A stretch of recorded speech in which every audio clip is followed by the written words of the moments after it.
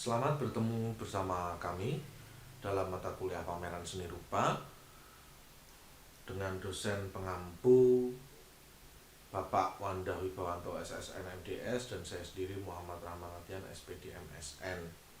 Pada pertemuan kali ini kita akan membahas pengertian pameran, jenis pameran, fungsi pameran seni rupa, dan pameran desain. Hari ini kita akan secara komprehensif membahas hampir keseluruhan materi secara teoritis. Nanti secara materi-materi yang lain akan dibahas lagi secara lebih menyeluruh pada pertemuan-pertemuan berikutnya. Langsung saja saudara, pengertian pameran dari 100 orang yang berbeda akan menjelaskan pengertian mungkin berbeda. Karena apa? Karena pameran sendiri memiliki pengertian yang sangat personal, sangat individu.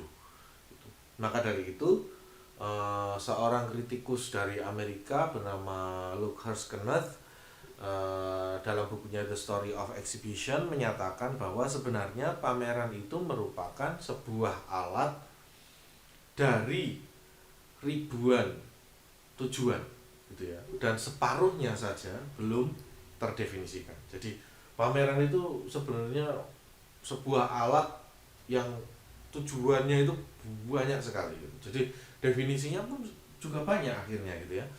Jika pameran itu diarahkan ke ekonomi bisa menjadi penguat ekonomi. Jika pameran itu diarahkan ke tujuan pribadi bisa digunakan untuk nembak pasangan misalkan ya.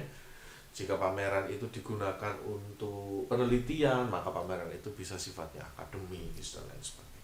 Jadi pameran itu memiliki banyak sekali fungsi, banyak sekali tujuan. Untuk itu definisi pameran sebenarnya belum bisa didefinisikan secara pasti apa gitu ya.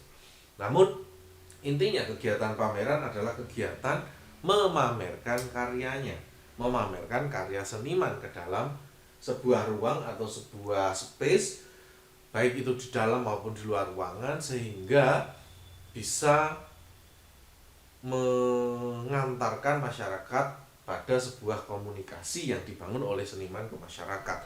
Komunikasi itu tujuannya apa ya, itu sudah masing-masing individu seniman gitu ya, sudah berbeda gitu. Nah, ada yang menarik sebenarnya saudara tentang diksi pameran. Diksi pameran itu kan dari kata pamer gitu ya, dari pamer. Pamer itu menunjukkan sesuatu untuk memperlihatkan kelebihannya, itu pamer namanya. Namun di Indonesia kata pamer itu sebenarnya masuk ke dalam kategori negatif gitu. Meskipun sebenarnya dalam proses apresiasi sesuatu itu memang harus ditunjukkan kelebihan dan kekurangannya gitu ya. Namun kata pamer itu merupakan diksi yang menurut saya secara pribadi itu kata yang negatif.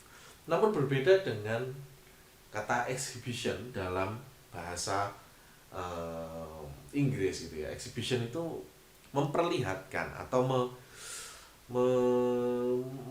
menampilkan gitu ya, exhibition gitu. Atau dalam bahasa Belanda distelengkan. Steleng itu artinya di display, dipajang. Jadi exhibition itu artinya memajang atau memperlihatkan. Kalau steleng itu artinya memajang, dan pameran itu justru artinya sebenarnya adalah memamerkan, memperlihatkan kebaikan dan keburukan gitu, memperlihatkan show off gitu. Jadi sebenarnya kata pameran itu lebih cocok, kalau kata pamer itu lebih cocok di bahasa Inggris itu sebenarnya show off, bukan exhibition gitu. Nah jadi tapi ketika kata pameran ini sering digunakan dan diartikulasikan oleh seniman-seniman, kemudian dulu sudah dicetuskan oleh seniman-seniman senior kita, maka mau tidak mau kata pameran itu sudah mendarah daging ya dalam kehidupan kita sehari-hari sebagai seorang seniman tentunya. Akhirnya pameran itu dikategorikan sebagai bentuk kegiatan untuk memamerkan karya seni yang tujuannya adalah untuk tujuan tertentu gitu ya. Ya, terlepas dari bahasanya yang sudah sangat simpang siur ya di Indonesia, Ada sebuah peristiwa yang cukup menarik dalam pameran Mega Exhibition Documenta ke-9 soal sensasi. Jadi pameran yang baik adalah pameran yang memiliki sensasi, gitu ya. Karena apa? Karena ketika seseorang itu masuk ke dalam sebuah ruangan, seharusnya keluar itu dia mendapatkan sebuah sebuah sangu atau sebuah kenang-kenangan gitu ya, sesuatu yang teringat gitu di otaknya gitu. Sayangnya di Indonesia itu banyak pameran, mungkin tidak ngomong di Indonesia lah, itu mungkin terlalu luas, katakanlah di Galeri B9 saja, itu banyak pameran yang ketika kita masuk ke dalam galeri tersebut dan keluar, itu si apresiator itu merasa tidak mendapatkan apa-apa kecuali narasi-narasi visual saja. Tidak ada sensasi khusus yang memang dibuat sehingga kita itu merasakan ada semacam ketertarikan gitu ya. Kita logikakan saja ya, ketika ada seorang nyuwun sewu itu ibu-ibu mbok-mbok penjual jamu masuk ke dalam galeri, dia akan bertanya ini tuh gambar apa ketika dia melihat gambar abstrak. Ketika keluar kemudian dia bingung, anak seni itu aneh-aneh gitu, kayak gitu aja anak saya bisa, ngomongnya gitu biasanya ya. Tapi berbeda ketika dia masuk ke dalam rumah hantu. Ketika dia masuk ke dalam rumah hantu, ketika keluar itu dia bisa merasakan sensasi takut, sensasi lega, sensasi bahagia, sensasi pengetahuan ternyata di dalam situ ada hantu-hantu ini, jenis-jenis hantu ini gitu. Atau ketika seorang mbok-mbok jamu tadi, mbok-mbok jamu tadi saya menyarankan ini karena mbok-mbok jamu itu seringkali agak jauh dari seni ya, misalnya seni-seni edukatif, seni-seni akademis gitu ya.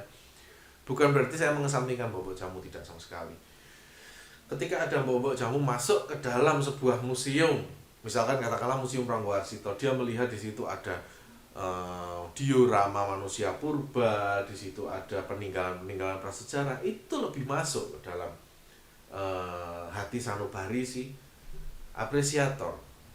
Maka tugas kita sebagai seorang seniman, sebagai seorang yang menyelenggarakan pameran adalah menyelenggarakan pameran sebaik mungkin sehingga bisa membuat si apresiator itu terkesan terhadap karya-karya kita, terhadap pameran-pameran kita gitu loh. Jangan sampai masuk ke galeri hanya untuk foto-foto tapi tidak ada kesan sama sekali gitu. Ya, jadi untuk membuat semacam kesan atau sensasi, banyak sekali seniman-seniman di luar sana itu membuat karya-karya yang gigantis, yang besar, karya-karya yang menyalahi aturan, karya-karya yang menyalahi zaman, karya-karya yang tidak biasa, karya-karya yang sangat kecil, karya-karya yang mikroskopik dan lain sebagainya, karya-karya yang menyeramkan, karya-karya yang nyetrum misalkan, itu banyak. Nah, hal itu sudah dilakukan di Indonesia sejak tahun 1975 ya. Terdapat sebuah komunitas pemuda yang saat itu berpameran karya seni yang berjudul GSRB, Gerakan Seni Rupa Baru ya. Pelaku-pelakunya itu orang-orang yang pemikirannya sangat cerdas, dan di sana di tahun itu mereka semua memberontak terhadap isme-isme atau perilaku-perilaku akademis yang mengkotak-kotakkan seni. Akhirnya seni dibuat dengan sedemikian rupa bombastis, dengan sedemikian rupa tidak sesuai pakem. Nah, menurut Bruce W. Ferguson, pameran sebenarnya merupakan representasi sesuatu ya, representasi sesuatu untuk mempresentasikan, untuk dipresentasikan melalui terminologi visual dengan sensasi tertentu agar mendapatkan atau memberikan informasi yang baik sehingga menjadi propaganda dalam kehidupan manusia. Ya, jadi dulu zaman Partai Komunis Indonesia masih sangat bercokol di Indonesia zaman Pak Karno, sempat terjadi pergolakan seni besar-besaran. Jadi kata Pak Karno, seni itu seharusnya itu mewakili perjuangan bangsa. Ya, untuk itu seniman-seniman itu harus atau diwajibkan mempropagandakan negaranya hebat, negaranya besar, negaranya luar biasa kuat dan lain sebagainya. Sehingga saat itu ketika Amerika menghentikan bantuannya ke Indonesia, orang-orang Indonesia saat itu membuat karya-karya mural berjudul Go to Hell with Your Aid. Maksudnya pergi saja ke neraka bersama bantuan-bantuanmu Amerika, kami masih sanggup, kami masih kuat gitu. Meskipun sebenarnya saat itu Indonesia melakukan politik potong uang karena saking-sakingnya tidak bisa memiliki nilai penjualan untuk makan gitu ya. Nah, pameran sendiri ya, pameran seni rupa sendiri memiliki 3 proses penting atau harus melalui 3 proses penting. Proses yang pertama adalah proses planning, yaitu merancang, menata, mengatur. Di dalam sini sudah termasuk proposal, di dalam sini sudah termasuk display awal dan lain sebagainya. Dan proses kedua adalah mengkonstruksi, menyusun, dan mewujudkan. Maksudnya mengkonstruksi itu sebenarnya adalah membuat pameran ini secara pemberitaan megah, secara pemberitaan hebat, secara pemberitaan besar, ya. Kemudian menyusun, ya, mendisplay, kemudian mewujudkan, membuat pameran itu, pembukaan dan lain sebagainya. Dan yang terakhir adalah proses kritik dan evaluasi. Di sini diperlukan pemberitaan pasca pameran, apakah pameran ini sukses, apakah pameran ini tidak sukses.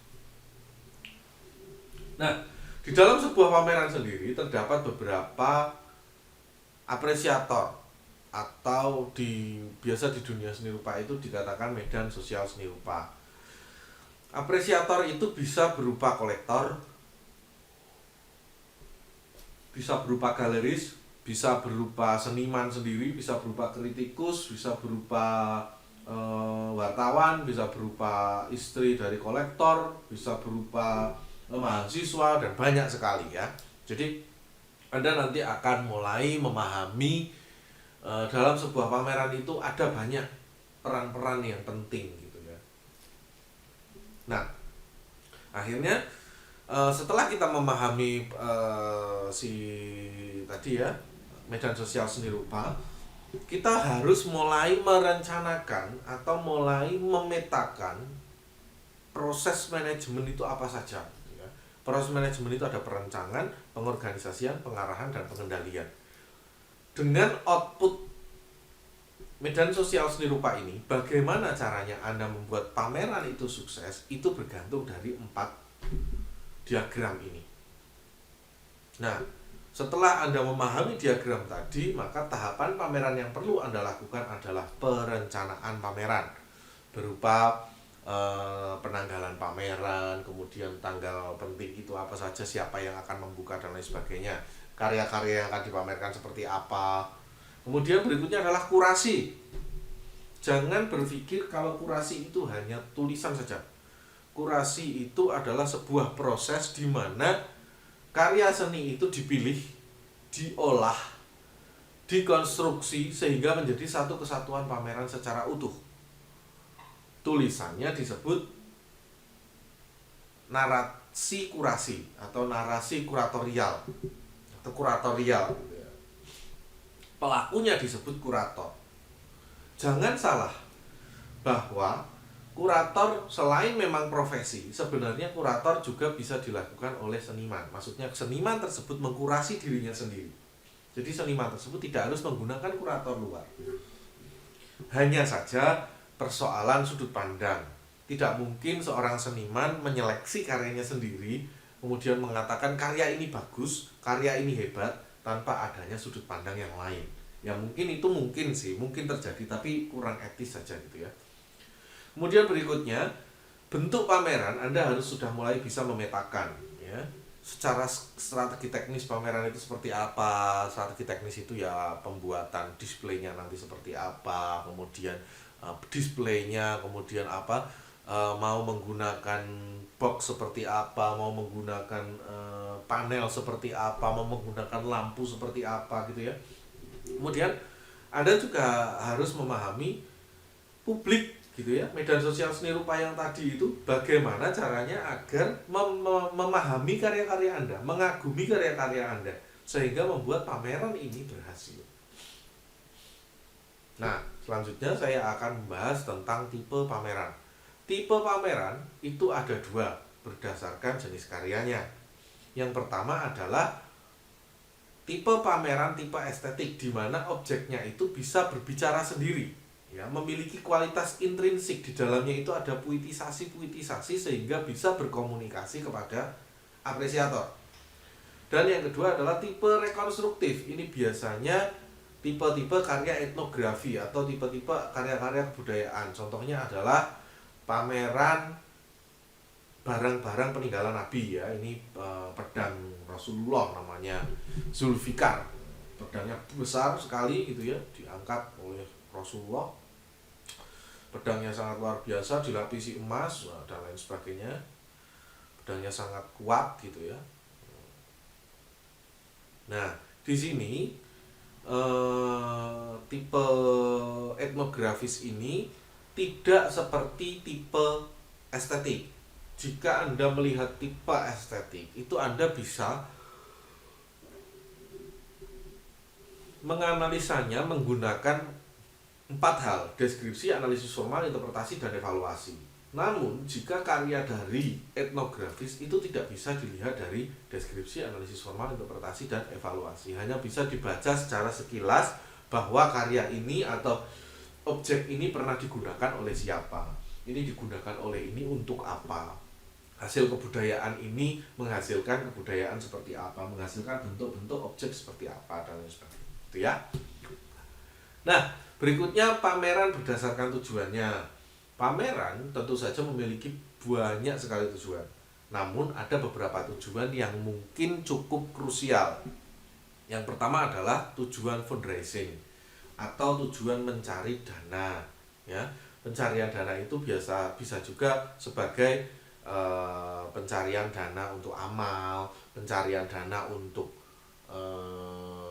ekonomi, pencarian dana untuk dimakan seniman sendiri, itu tidak masalah, ya. Itu namanya pameran fundraising.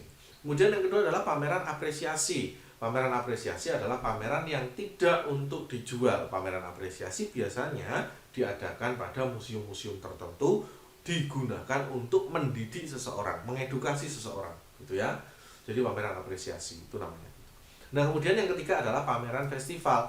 Pameran festival itu biasanya diselenggarakan untuk memperingati sesuatu, gitu ya. Misalkan ada ulang tahun Semarang, di situ ada pameran lukisan. Biasanya pameran lukisan itu sifatnya adalah untuk membarengi ulang tahun Semarang itu agar bisa lebih meriah. Itu namanya festival, dari kata festif, ya, meriah.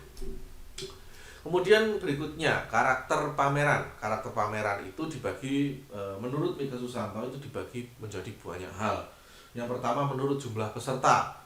Ya, ada jumlah pesertanya 1 namanya solo, 2 namanya duo, dan seterusnya. Meskipun sebenarnya selain solo exhibition itu jarang sekali dinyatakan misalkan duo exhibition atau quartet exhibition, itu jarang. Biasanya pameran bersama si A, si B, si C, si D, biasanya gitu.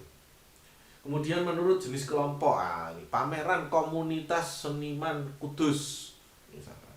Pameran seniman komunitas Pantura misalnya, gitu ya. Nah, kemudian menurut waktu ada tahunan, itu biasanya ada art fair.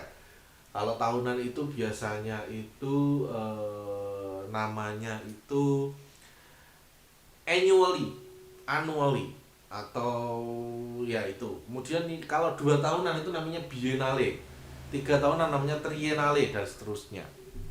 Yang keempat itu kalau tidak salah itu